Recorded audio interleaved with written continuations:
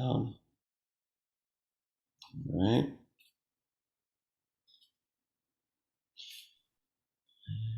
Okay. All right. Welcome, group. This is going to be the second part of a three-part pro series. This three-part pro series was put together because if you understood the ECS system, the benefit back to you was knowing which product would help you the best to get help with a condition.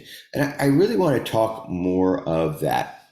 Um, as we age, and even if an ailment, an onset of an ailment hits us, I found in my past that sometimes I can find myself confined to a box, and it's odd because sometimes I'm not even aware that I'm in this box. And age, I think, is one of the things that does this the best. Kind of reduces your abilities, traps you in your house, but just whatever it does, it's a box it puts you in. And when I developed and formulated these products, it really was the intent to help those around me get out of their boxes, to be able to free themselves. Now, go back to this pro series, this three-part, it really was to be an effective tool to be able to recognize what these Cannafyl products were capable of doing, and then selecting the right one and the correct way to using it. Okay, so with that being said, let's move into part two. On part one, we talked about transmitters and receptors in the human body. This is a part of the ECS system. Now we're going to talk about cannabinoids. Cannabinoids are known as ligands. They are most commonly seen as the key to turning on receptors. All right.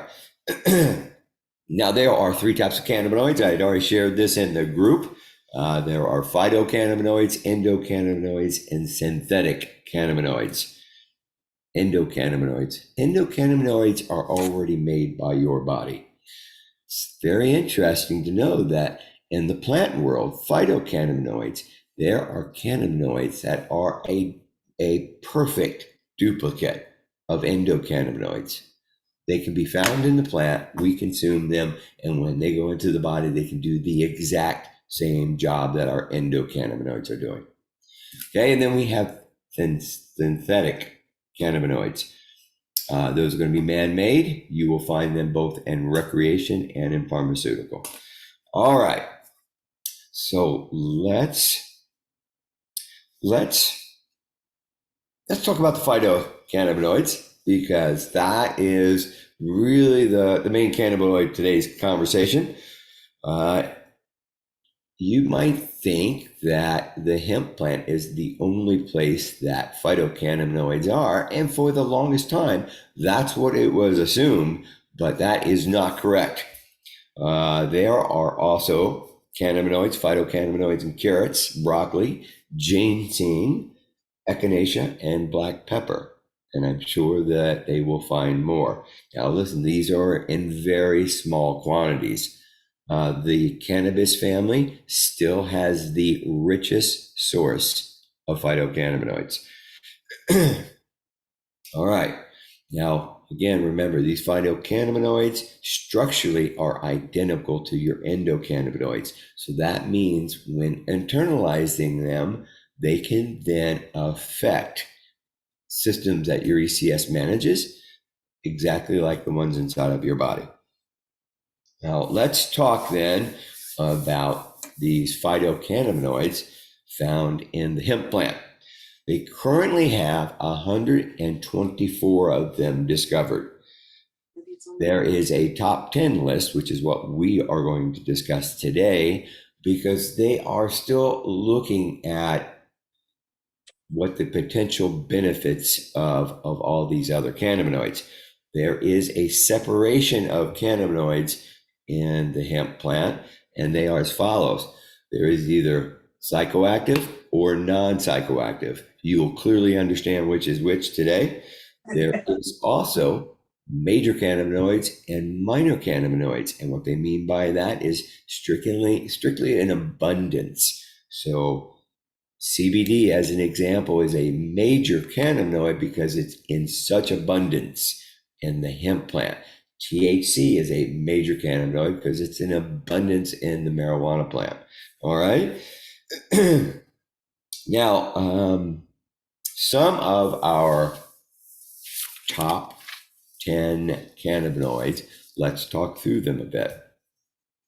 THC is a major cannabinoid and most commonly found in abundance in the marijuana plant, although it is present in the hemp plant.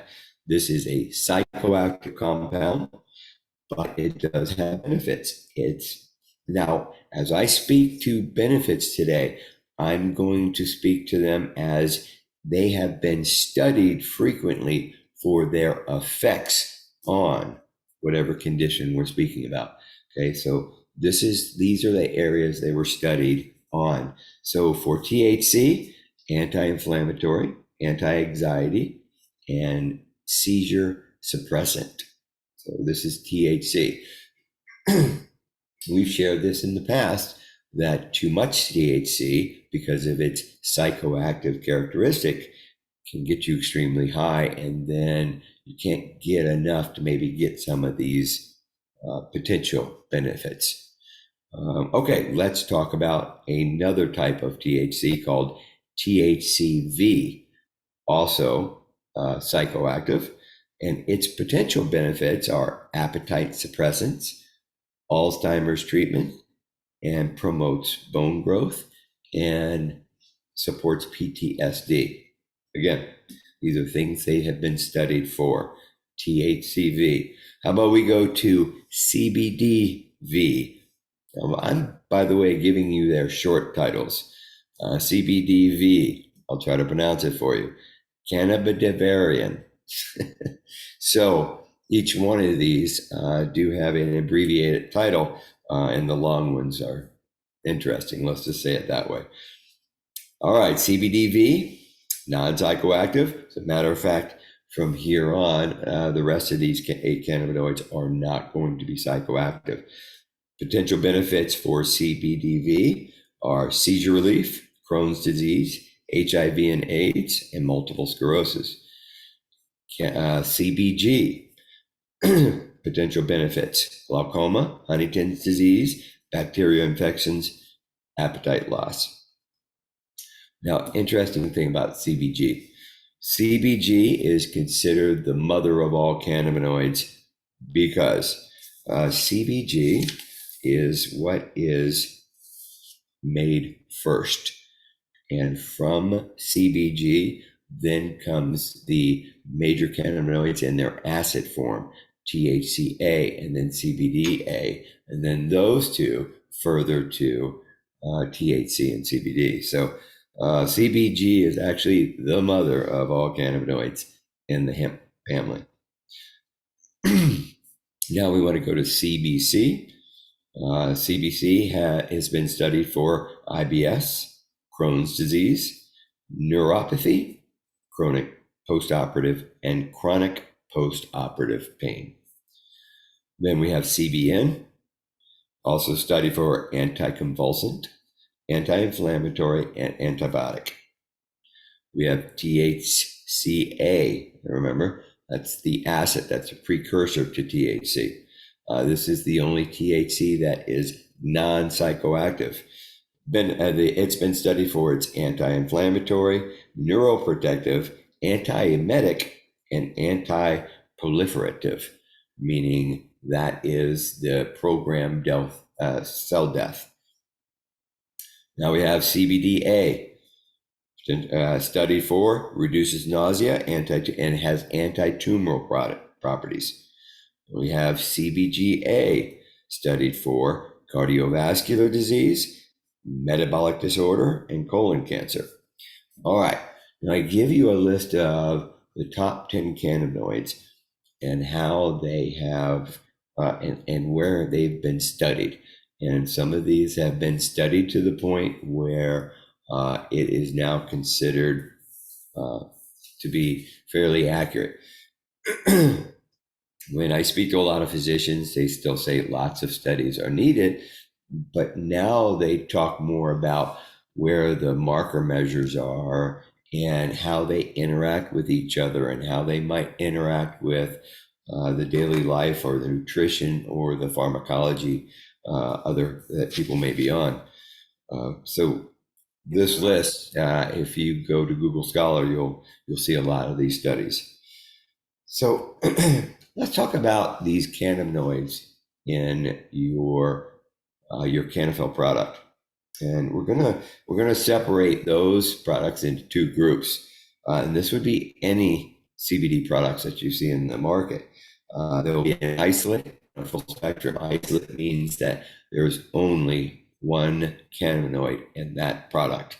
An isolate means that they pulled the that individual compound, may it be CBD, may it be CBG, whatever it is, they pulled it out of the plant by itself, and then they put it into the product. Now, on a full spectrum, they pull out the entire concentration of cannabinoids out of the hemp plant. If they want to adjust the cannabinoid profile, they'll use distillation to do that. Now, what I want to make clear to you is when we do a, a profile of cannabinoids to target a unique outcome, when you look at a test, and again, a test from any manufacturer that has CBD products out there, you might see that under CBG, it'll say none detected, ND, but that is not always accurate. So let me share a few things about this. First of all, CBG, it was on the top 10 list, but it's not a major cannabinoid, it's a minor cannabinoid. That means there's very little of it in the plant. And it doesn't take very much in the human body for that cannabinoid to do its job. Now, a lab test may only have a minimum quantity, a minimum tested quantity set at 0.002. That does not mean that there's no CBG in that product. But that all that meant is their lab test equipment only tested at this level and above. All right, so I wanted to make that clear. So you don't often know what the cannabinoid profile really is because there's a deficiency in the lab testing. But the extractors and the growers tend to know their profile very well, and so we can use that data to put together the best possible solution. All right, so there is my presentation on the phytocannabinoids. Remember, they're found in abundance in the hemp plant. The hemp plant is part of the cannabis family. When you are looking at the cannabis family, I think it's very important, especially as an older generation, that we see the difference between the two plants. There's a hemp plant and there's a marijuana plant within the cannabis family, and they should not be combined. So the hemp plant has a high amount of CBD in it and a very low amount of THC, those cannabinoids.